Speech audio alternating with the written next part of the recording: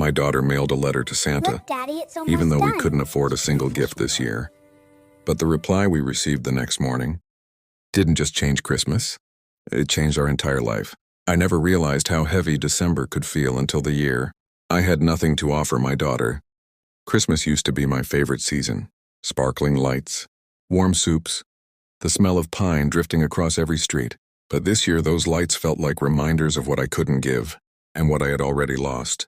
Ever since my wife passed away 2 years ago, the house had grown quieter, smaller, and colder, as if the walls themselves were mourning with me.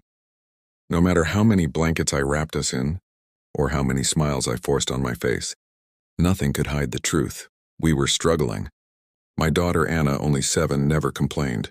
She had that soft, fragile bravery children keep hidden in their eyes. She always tried to make things easier for me, pretending she didn't like dolls anymore, pretending she didn't need warm boots, pretending she wasn't scared when the electricity flickered at night. She would just look at me with those big hopeful eyes and say, "Daddy, we still have each other. That's enough, right?" I would nod and smile, but deep down I felt like a failure. Christmas Eve was only a week away. Our tree this year was just a bundle of branches. I found outside the grocery store after closing hours. Someone had thrown it away because one side was bent. We placed it in a bucket with stones, and Anna decorated it with paper stars she cut from old newspaper. She made a star for the top and wrote my name on it. "Mommy would love this tree," she said softly, stroking one of the crooked branches. My heart twisted. That night, after I tucked her into bed, I found an envelope missing. From the table, the one she had decorated, with drawings of candy canes and snowflakes. I didn't think much of it. I assumed she was making one of her surprises for me, like the time she made a coupon that said 1 free hug from Anna, which she insisted could be redeemed anytime, day or night. The next morning I discovered what she had really done. I saw her walking back from the street, shivering lightly, her shoes still damp with dew. She tried hiding something behind her back, but when she saw me watching, guilt washed over her face. "What were you doing outside?" "It's freezing," I asked gently. I mailed something," she whispered. I stepped outside and looked toward where she had been. At the corner of our street stood an old, rusty mailbox, one of those antique ones the city never bothered removing. It had no collection schedule, no sign, no lock. People joked that letters put inside were probably eaten by rats. "You use that mailbox?" I asked, surprised. She nodded nervously. "I wrote a letter to Santa." I exhaled slowly. "Sweetheart, we've talked about this. Santa is real," she interrupted softly. "I know he's real. You just stopped believing." She looked down at her shoes. "I asked him for something important, not toys." My heart softened instantly. "What did you ask for?" She whispered so quietly that the breeze almost carried her voice away. "I asked for happiness for you, Daddy." My chest tightened. Before I could respond, she hurried inside. That night after she fell asleep, I stared at that lonely, abandoned mailbox. A letter to Santa, mailed by a child who wanted nothing for herself. That hurt more than anything. I felt like I had failed her again. But the world has strange ways of answering a child's hope. The very next morning, something happened. A letter appeared at our doorstep. Perfectly clean envelope. Beautiful golden handwriting. No stamp. No return address. No footprints in the frost leading to our door. It was addressed simply to Anna, the girl who still believes. I felt chills crawl up my spine. I called her over. Her face lit up the moment she saw it. She opened it with trembling hands. Inside was a thick cream-colored card with writing so elegant it almost shimmered. "Your wish will come true. Look for the man in the red scarf." "Santa," I frowned. This is someone's prank. But Anna touched the card with sparkling eyes, her voice filled with innocent certainty. "No, Daddy, Santa heard me." I didn't argue. Something about the letter felt different. Real, even.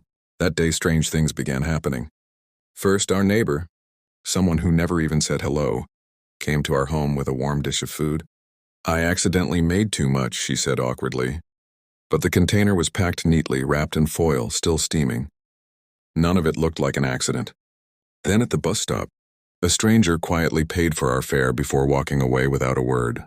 Later that afternoon, a package arrived from an unknown sender. Inside were warm socks, gloves, and a woolen sweater, just the right size for Anna. Every person who helped us seemed unaware of the others. Every moment felt guided, and in every place I noticed something strange. A flash of red. A scarf. Just for a moment. As if someone was watching over us. By Christmas Eve, the city was glowing with lights. Snow began to fall, soft and silent. The air smelled like pine and roasted chestnuts. Anna twirled in the snowflakes, laughing as if her heart had wings. And then we saw him, an elderly man across the park, sitting on a bench under a lamp, wearing a thick red scarf wrapped around his neck.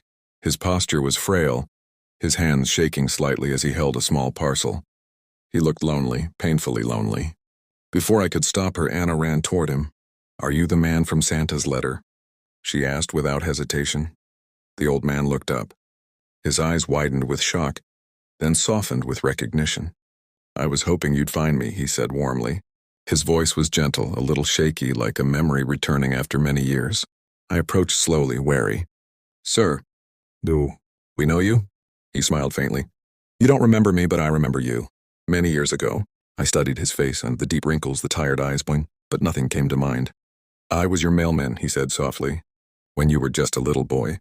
Your mother used to struggle during the holidays. She worked double shifts. She cried sometimes when she thought you were asleep. But you always smiled when you got mail, especially Christmas cards." A sudden rush of forgotten memories hit me. The worn-down apartment, the echo of my mother's exhausted footsteps, the Christmas cards that used to make me feel like the world still cared. "I used to slip little notes into your mailbox," he continued. "Simple things like 'you are loved' or 'you're doing great.' Kid, your mother never found out. I just didn't want you to feel alone." Tears pushed against my eyes. "And when your daughter's letter showed up in that old mailbox, I recognized the name, your handwriting, the same hope, and the same sadness." He looked down at his trembling hands. "I'm very sick," he whispered. "This is my last Christmas. But before I go, I wanted to do one more good thing. One last delivery." He handed Anna a small parcel. She opened it carefully. Inside was a delicate snow globe, but not just any snow globe. Inside was a miniature version of our home. And inside that, 2 tiny figurines, a father and daughter holding hands under a paper star-backed tree. "Help," I breathed. "I made it myself," he said. "Took me months. I wanted you both to remember that even in the poorest winters, love makes its own light." Anna threw her arms around him and he chuckled weakly, patting her back. Before leaving, he handed me a sealed envelope. "Open this tomorrow morning," he said. "It's my final letter." And then he walked away slowly as the snow swallowed his footsteps. On Christmas morning, we learned he had passed away in his sleep. My hands trembled as I opened the envelope. Inside was a simple letter. "Thank you for giving me a reason to believe again. Your daughter reminded me that magic is real. Not the kind in stories, but the kind we create for one another. By the time you read this, I will be gone. But a small fund I saved over the years will be transferred to you.